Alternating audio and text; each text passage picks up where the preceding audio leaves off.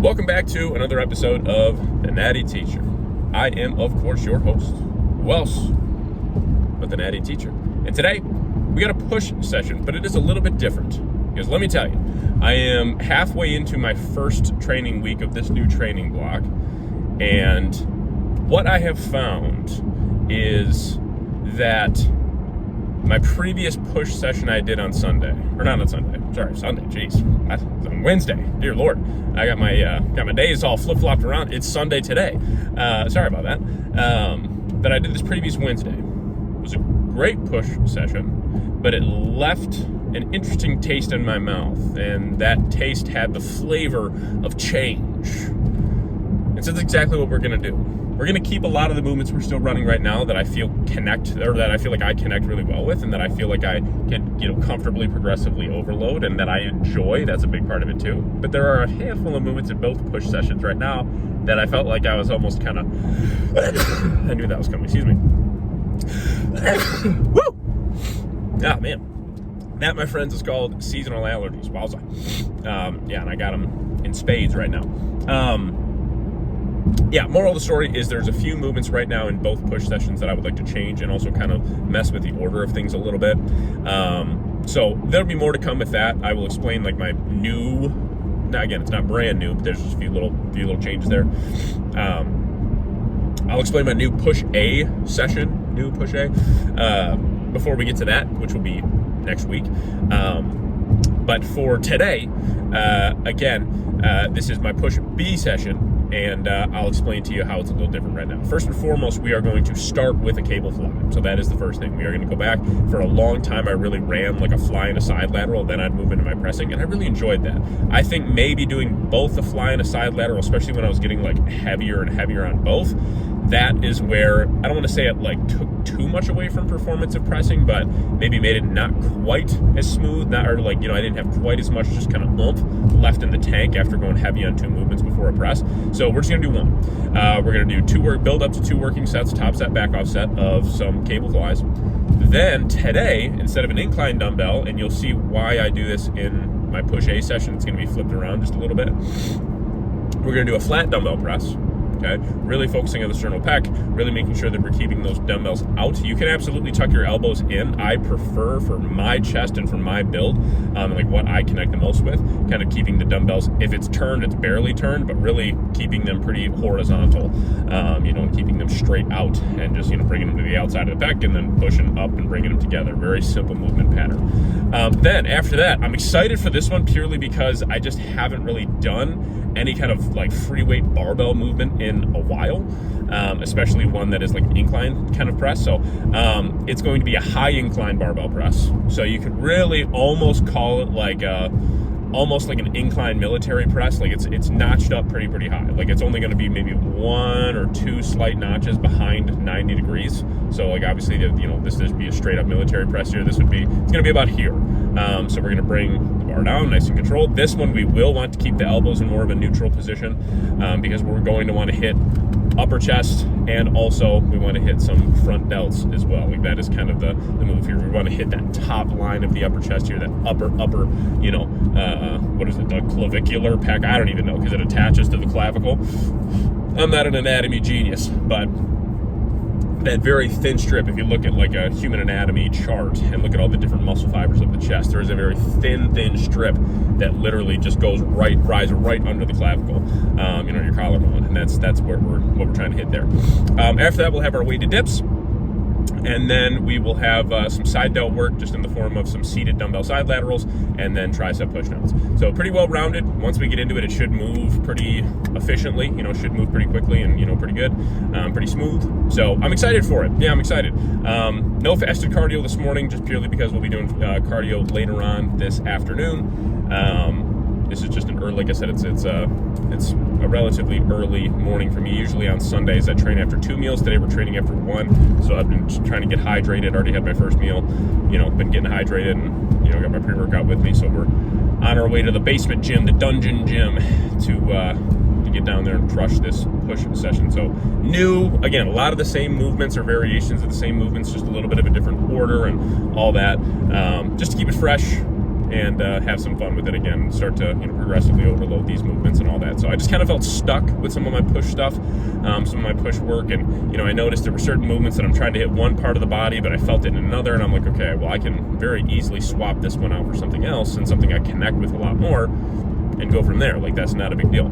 That's exactly what I'm doing. So anyways, yeah. So I'm going to get in there. I'm going to get warmed up. I still have a few minutes to the gym. I don't really like having a ton of stims before I work out. You guys know that. But every once in a while, I will have something beforehand. I usually don't go over 200 milligrams. But today, I got the little Bum Energy pink lemonade. This isn't my actual pre-workout. This is just kind of a little boost. I still have like my regular, my Legion Pulse non-stim pre-workout with my creatine monohydrate that I'll sip on when I'm, just a couple minutes away from the gym and go from there. So, anyways, I'm going to chug that little energy shot down because, like I said, we're, 15-ish minutes away from the gym. So I want to make sure I have that in and starting to digest and process and all that, and continue to sip on some good fluids, keep on getting hydrated, and get in there. And I'll catch you for top set of cable flies, which will be coming at you right about now. All right, so to get us started in this fresh new push session, we got some good old heavy cable flies. Now, what we're really shooting here is for somewhere in that 6 to 8, 6 to 10 rep range for our top set, and we fell right in the sweet spot. 8 solid reps here. Again, what you'll see if you look closely at the bench behind me, I actually have it angled one notch behind 90 degrees, so there's an ever so slight, decline in the bench, so to speak, and I actually have the handle set up one notch lower than I normally would these past, couple training blocks with this exercise, really driving those hands through the lower portion of the pecs. So really trying to get that good hard squeeze in the lower pecs. Again, controlling that weight on the way back, getting a nice good stretch, sitting in that stretch position for a moment, and bringing those hands together. Nothing super crazy, nothing revolutionary, but we did a top set here and then a back off set also for another set of 8.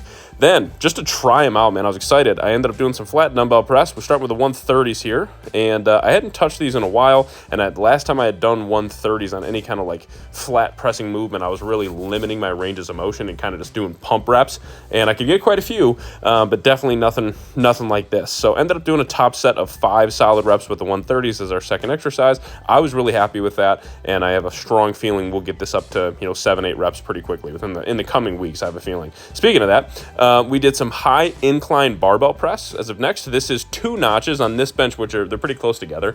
So you can see that I do have the bench inclined. So again, this is a very much so. I call this a high incline barbell press. Others would probably just call this maybe a high incline in the military press. But I probably could have gone a little bit lighter for this top set, but I'm glad I didn't. Ended up doing a plate and a quarter here. We hit a set of 5, and so next week, obviously, the goal will be to get that up to 6. Felt really good. Did a back off set with a plate and a 10 and ended up rocking that out for 8 afterwards. Then we have some weighted dips here. We have 55 pounds added onto the dips. You can see I'm really getting that good hard stretch, sitting in that stretch position at the bottom for a moment, driving through with those triceps, and through the chest and shoulders, all that. I'm a huge advocate of weighted dips at this point. I think they are phenomenal, especially when done correctly. So we did a top set here, and then dropped the weight 10 pounds at a back off set.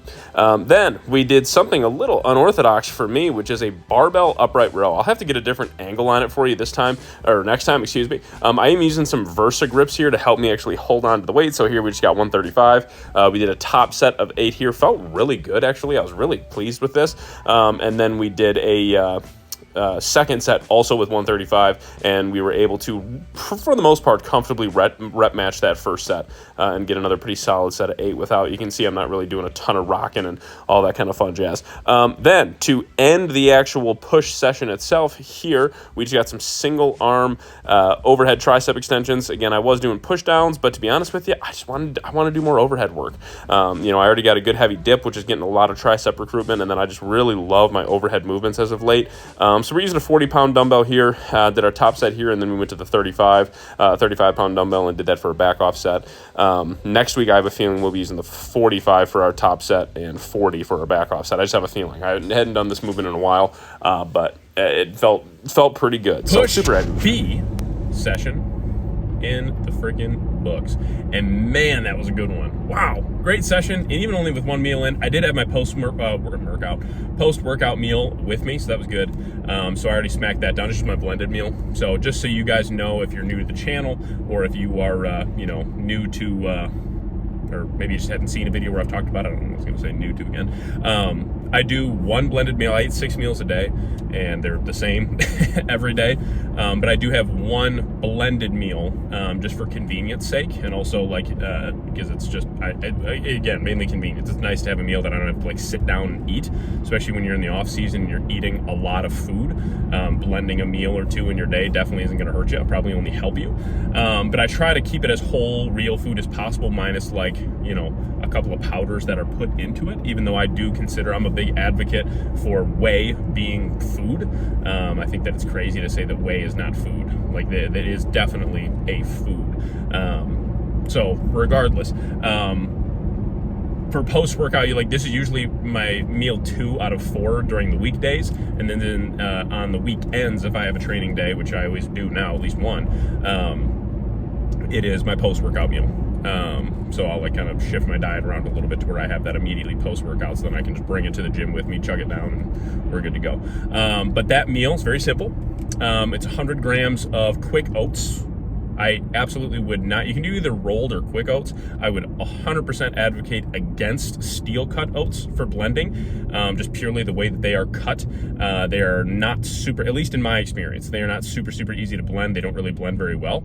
So I would recommend against steel cut oats. And I also just never really could digest steel cut oats super well. So that kind of played a role too, but from at least my knowledge of it. But yeah, so it is 100 grams of either quick or rolled oats.